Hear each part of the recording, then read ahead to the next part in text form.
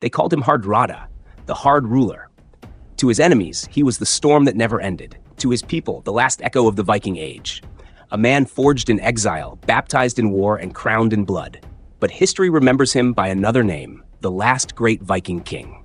Stay till the end, because what happens to Harald Hardrada doesn't just end an era, it ends a civilization's heartbeat.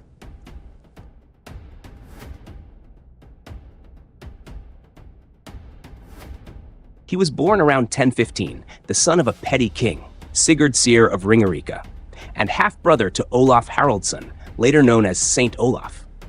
Harald's youth was filled with stories of gods and glory, but his real education came from war. At just 15, he stood beside Olaf at the Battle of Stiklestad in 1030, a battle that would change the North forever. The field was drenched in Christian fervor and pagan resistance. Olaf sought to reclaim his throne. Harald sought to prove his worth, but the gods, or perhaps the new god, were not on their side. Olaf was cut down, and Harald was left bleeding in the mud, a child soldier abandoned in a dying world. They said he was dead. He wasn't. He crawled away from Stiklestad with a wound that would never heal, not in flesh, but in pride. The boy who lost everything would soon become the man who took everything back. But to do that, Harald would have to disappear into the shadows of the East.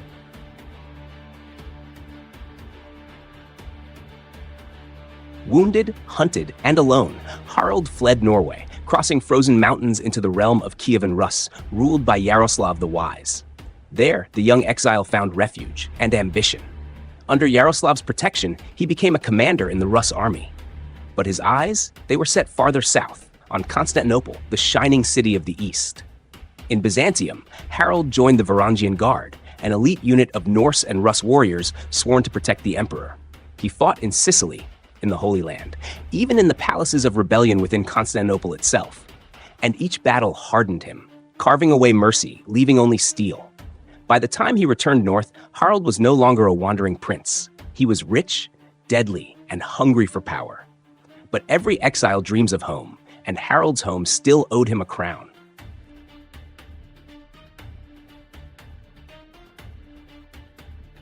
In 1045, Harald returned to Scandinavia. His half-brother Olaf was dead, but Norway was ruled by Magnus the Good, Olaf's son. Harald's return could have meant war, and for a moment it nearly did. But blood recognizes blood. Magnus agreed to share the throne. It was peace built on ice, and ice always cracks. When Magnus died suddenly in 1047, Harald seized power. The boy who had once crawled from the corpse of Stiklestad now sat on the throne of Norway, his brother's legacy and his nation's fate in his hands. But Harald Hardrada was no saint. He was a conqueror with a crown, and soon his hunger turned south. When Harald claimed Norway's throne, one kingdom still refused to kneel: Denmark. Its king, Svein Estridsson, saw Harald not as a ruler, but as an intruder. And to men like them, disagreement was never settled with words. So Harald did what the sons of Odin had always done. He raised his banner, gathered his fleets, and brought fire to Denmark's shores. For nearly 2 decades, the North Sea became a graveyard of ambition, fleets clashing beneath storm skies, villages burned to ash, and kings who ruled by sword rather than law. Each summer brought another campaign, each winter, another fragile truce. The rhythm of war became Harald's heartbeat. Then came the Battle of Niso in the year 1062, a confrontation so brutal that even the sagas speak of it in whispers. Thousands perished as night swallowed the battlefield. Axes split shields. Spears broke bones. When dawn rose, the sea was said to be red with blood, and the crows too full to fly. Harald fought with the fury of a man who refused to die quietly, a man who believed himself the last true Viking. But victory never came cleanly. Svein escaped. The war dragged on. And though Harald's fleets dominated the waves, Denmark never truly fell beneath his boot. Something else did, though. The illusion that the Viking spirit still ruled the north. The age of plunder was fading. The age of politics and parchment had begun. Kings were no longer raiders. They were rulers. But Harald, he was still a warrior, swinging his axe against the turning tide of history. Yet even the hard ruler had a heart, and soon that heart would be tested. Harald's life was not all war. He married Elisive of Kiev, daughter of Yaroslav the Wise, a symbol of his rise from exile to empire. But there was also Tora, a noblewoman from Norway, whose son Magnus would later inherit his father's throne. Two women, two worlds. One tied him to the east, the other to the north. It was a union of politics and passion. But in Harald's world, love was just another battlefield. He ruled with iron hands, crushing revolts and enforcing order with legendary cruelty. Even his allies whispered that the king's justice came colder than winter itself. And yet, behind the brutality was purpose. Harald was trying to build something lasting, a kingdom strong enough to outlive the sword. But destiny had one final kingdom in store for him, and one last betrayal waiting on the shores of England. If you're drawn to stories like this, of kings and betrayals, of forgotten warriors and silent crowns, remember to like this video, subscribe, and turn on the bell so you never miss the next forgotten tale that changed the world. Because next time, we'll unearth another secret history buried beneath centuries of silence. By 1066, England stood at a crossroads, its throne vacant, its nobles restless, and its fate uncertain. King Edward the Confessor was dead, leaving behind no heir, only ambition. And ambition, as history teaches, can drown a kingdom faster than any flood. Three men stepped forward to claim the crown. Harold Godwinson, the English noble who seized it through speed and politics. William of Normandy, who swore it had been promised to him. And far to the north, Harald Sigurdsson, Hardrada, the King of Norway, who believed the crown of England was his by blood, oath, and destiny. His claim was no mere fantasy. Decades earlier, an agreement between the Norwegian King Magnus and the English King Hartnut promised that if one died childless, the other would inherit both thrones. Magnus was long dead, and Harald, his heir, intended to collect.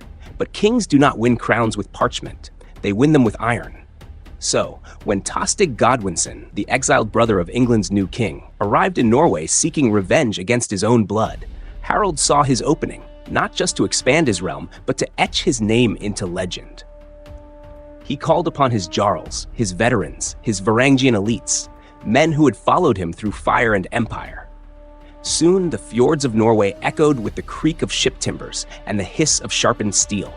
Over 300 longships, the largest Viking fleet in generations, gathered beneath his banner, black sails cutting the gray northern sky. To some, it was a campaign of conquest. To Harald, it was destiny, the final storm of the Viking Age. But even the fiercest storm cannot see the trap waiting beyond the horizon.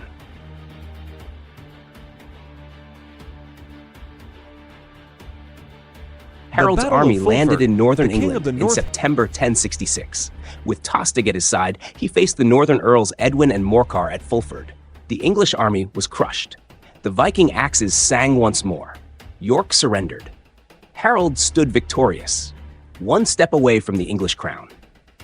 For a brief moment, the world tilted back to the age of the Sea Kings, but fate had already moved its next piece. Harald's greatest victory would become his greatest undoing. The dawn of September 25th, 1066, began like any other. Mist curling over the English fields, a deceptive calm cloaking the land. But by midday, it would become one of the bloodiest days in Viking history. Just days after the Battle of Fulford, where Harald Hardrada had triumphed, King Harold Godwinson marched north with impossible speed, nearly 200 miles in less than a week. His army arrived like an apparition, emerging from the fog to find the Norse scattered and unarmored, bathing in the sun by the river Derwent. Panic rippled through the Viking camp. Many had left their mailcoats aboard ships, believing peace had been secured. But there would be no peace. There would only be slaughter. Harald Hardrada, immense and unyielding, rallied his men with a roar that split the air. His banner, Land Ravager, fluttered like a dark omen in the wind. With nothing but axes, swords, and raw fury, the Vikings formed a shield wall against the English charge.